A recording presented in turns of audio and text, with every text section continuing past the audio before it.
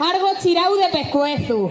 Llevo una cincha muy vieja, cargadita de cencerro, que los encontró mi padre tirau para rocerezu.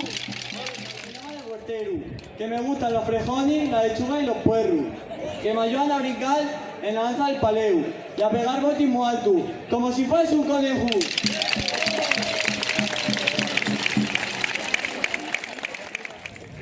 Se presenta el tercer mozo, hechito una fiera, con más ganas de retozo que una cabra canchadera.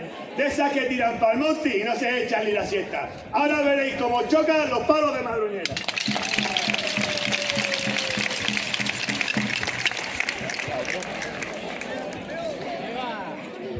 Señori, se presenta el... Tranquilo, que va.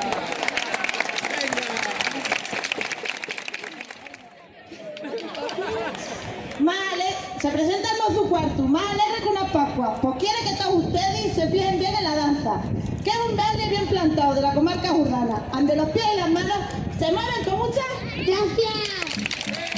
Viva por siempre las urdes, con sus montes y riscales, su berezo y su huerto, su boca y sus jarales. ¡Que viva el tamborilero y todos sus acompañantes! Oye, ¿y de qué pueblo de las Urdis eres tú?